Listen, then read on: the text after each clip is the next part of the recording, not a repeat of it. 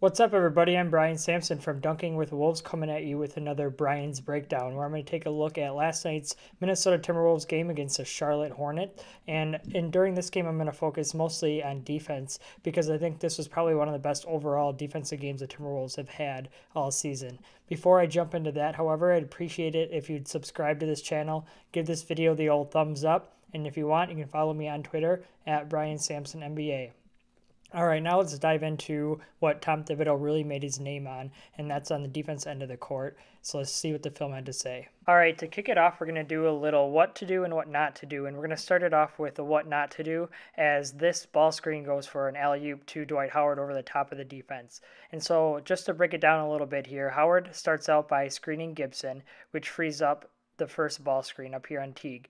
And so then after Howard does that, he comes back up and it's a double ball screen for Kemba Walker. However, Teague gets so caught up on the first ball screen, Dwight Howard doesn't have anybody to screen. And so then he immediately rolls and gets a wide open dunk. And so what's supposed to happen, as you'll see in the next video, is Jimmy Butler should do what's called tagging. He should tag Dwight Howard where he drops down and plays a little help defense on him to avoid, or at least try to avoid, that over the top alley-oop. But because Jeremy Lamb is shooting nearly 46% from a three-point line this season, Butler is, conflicted on whether or not he should help or if he should stay in his man. He decides to stay in his man, and the ball's thrown over the top for a dunk. All right, now let's take a look at a great play by the Timberwolves defenses. They end up doing a great job of switching on the ball screen accidentally, but it's still a switch, and Wiggins does some nice post defense there and knocks the ball out of Dwight's hands for a layup. So here's that ball screen again where Dwight Howard sets the ball screen up top on Andrew Wiggins, and Taj Gibson implements drop coverage here where he's dropping and forcing the ball handler to shoot the ball. And then where the tagging part comes in that I talked about last time with Jimmy Butler is Karl-Anthony Towns right here. He steps up, tags Dwight Howard, he prevents that lob from going in there, and then Wiggins and Gibson end up switching. Is probably a mismatch down low. However, Wiggins is able to come around and swipe the ball out for a turnover, and that's just a great defense by Karl-Anthony Towns of all people.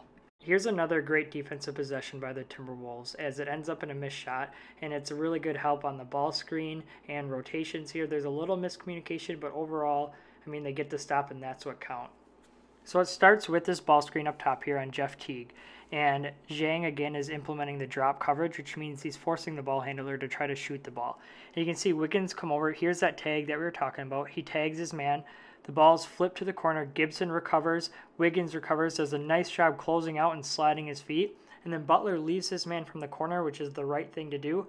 That's some of that X out rotation that I mentioned in the last video, and I'll probably dive into it in a deeper video. So Butler rotates up top. Teague should go to the corner here. At this point, that's where a little bit of communication goes, because if the ball's whipped to the corner, he's got a wide open shot.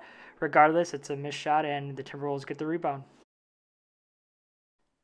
All right, here's the last play of the breakdown that I'm going to go through, and it's really good overall defense by basically everybody on the floor for the Timberwolves, and it ends up, this is the one where Towns just snatches the ball out of the air.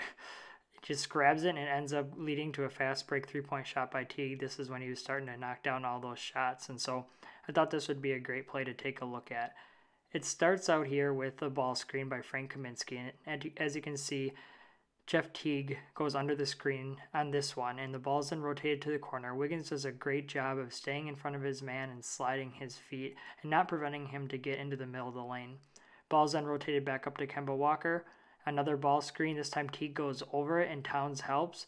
There's a little bit of room there for Walker to drive. However, Gibson cuts it off somewhat. Teague then rotates back up to Towns' man, Frank Kaminsky, on the perimeter.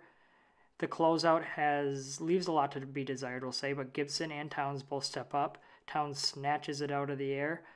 Outlet pass to Jeff Teague, and he's got a couple of options here, and he decides to pull up for the fast break three. Yuck, yuck.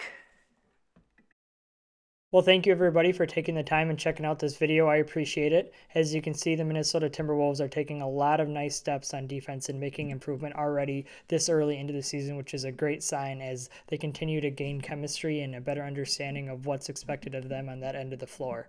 I'd appreciate if you guys would subscribe to this video. Give this video the old thumbs up, and you can follow me on Twitter at Brian Sampson NBA. I hope to see everybody next time.